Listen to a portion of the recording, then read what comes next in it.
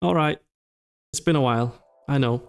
I've been busy with Christmas, family and holiday stuff, but I've still been working, I promise. And I'm here to show you what I've been up to. If you're new here, welcome.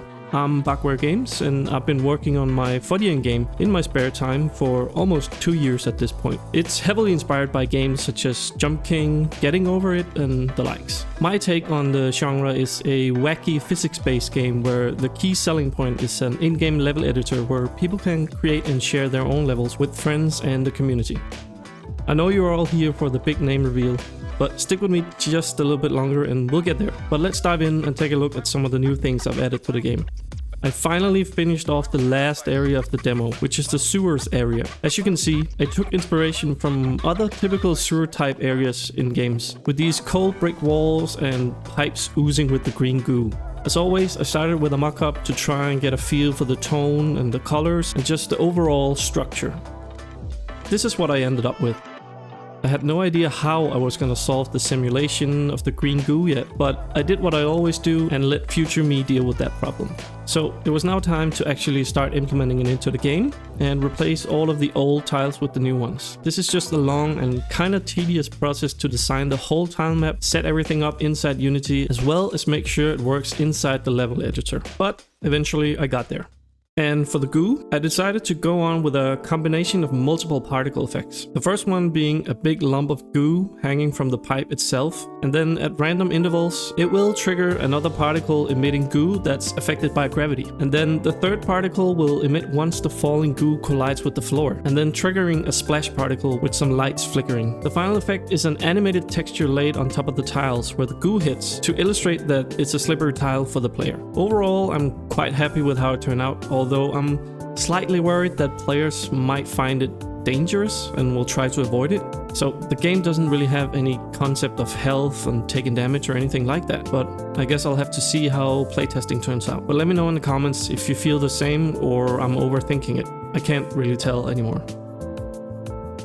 Alright, enough talking. In the previous devlog, you guys voted on which name you think fit the game best. And I'm happy to announce the name of my game is gonna be Chickens Don't Fly.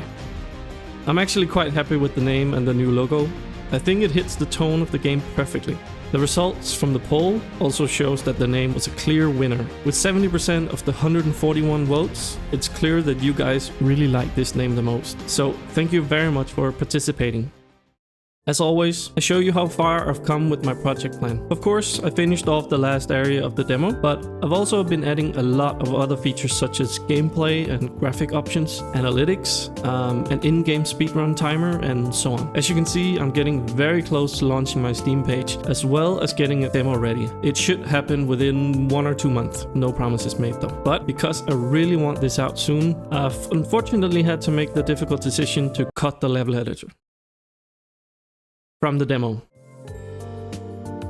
Don't worry, it'll still be a thing in the full version of the game. But I made this decision for several reasons. Too much stuff still needed to get done for the demo. Right now, the level editor is not a great user experience, and it only works because I know how everything works behind the scenes. I also have to consider the fact that hosting all of your user-generated levels on a server costs money for a demo that's not generating any income. It might be a non-issue, but you just never know with these things. It's also very hard to keep your content backwards compatible this early in development, since I know I'll be changing a lot of things in the future.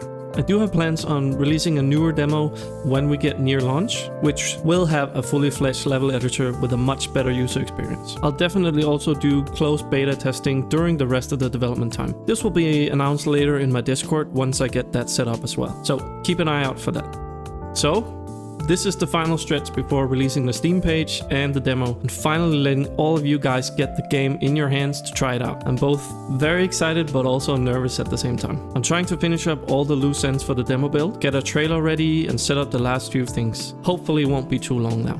Also, as a side note, I plan on joining Pirate Software's Game Jam on January 12th through January 27th. This will fit perfectly as I plan on hiring other people to create the trailer, so while I wait for that to be finished, I can have a small but very much needed side project.